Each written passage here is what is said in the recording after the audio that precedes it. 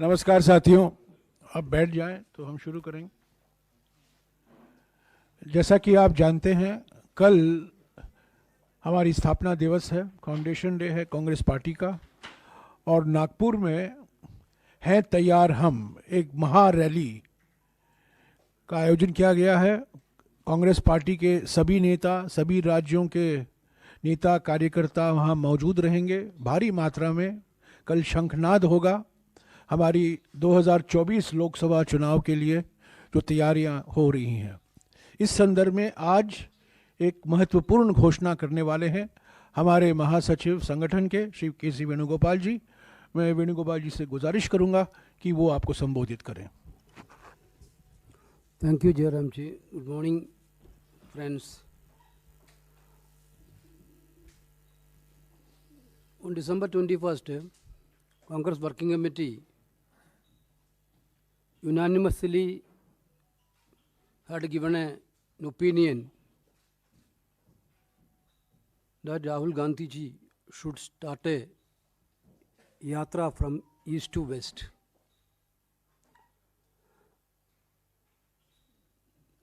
Now Rahul Gandhi also agreed to fulfill the wishes of the CWC.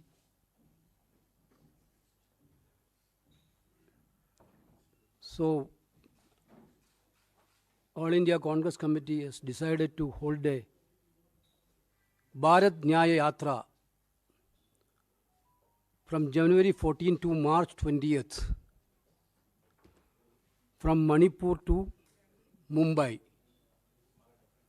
January 14th to March 20th from Manipur to Mumbai. We had done a Rahul Gandhi led a yatra from Kanyakumari to Kashmir, traveling 4,500 kilometers.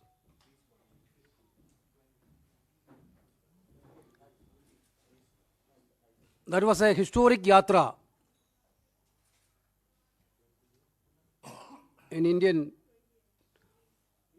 political history. Now, Rahul Gandhi is doing a yatra with the great experience from the first Bharat Jodo Yatra. Certainly, this yatra is going to interact with the youth of this country, women of this country, or marginalized people, and different areas of the people. This yatra will cover a distance of 6,200 kilometers. 6,200 kilometers.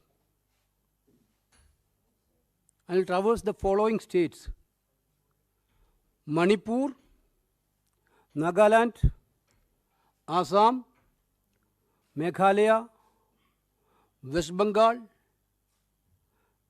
Bihar, Jharkhand, Odisha, Chhattisgarh, UP, Madhya Pradesh, Rajasthan, Gujarat, and finally Maharashtra. Basically, 14 states. This yatra is covering 14 states and 85 districts.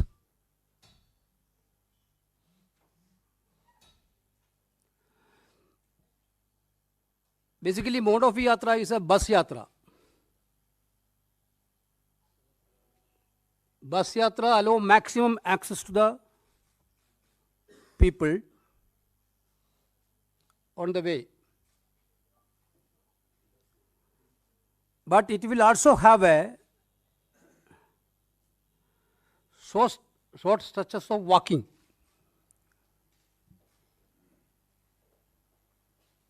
Every now and then. This important announcement we are doing today Already Jairam ji told about the Foundation Day programs which is going to happen tomorrow in Nagpur. Congress party is expecting this Bharat Nyaya Yatra is going to be also a most historic yatra of this country. Thank you. साथियों, जैसा कि अभी अभी वेणुगोपाल जी ने आपको जानकारी दी है, भारत जोड़ो यात्रा के बाद अब राहुल गांधी जी के नेतृत्व में कांग्रेस पार्टी भारत न्याय यात्रा निकालने वाली है। 14 जनवरी से लेकर 20 मार्च तक 6,200 किलोमीटर लंबी भारत न्याय यात्रा 14 राज्यों से गुजरेगी। मणिपुर में शुरुआत होगी और यह समाप्त होगी मुंबई में। भारत जोड़ो यात्रा के दौरान राहुल जी ने 3 मुद्दे उठाए थे।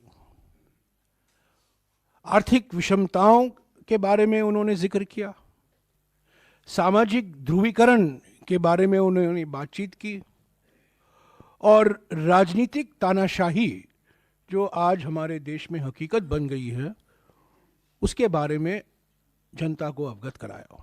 तो ये 3 बड़े मुद्दे थे भारत जोड़ो यात्रा के समय में।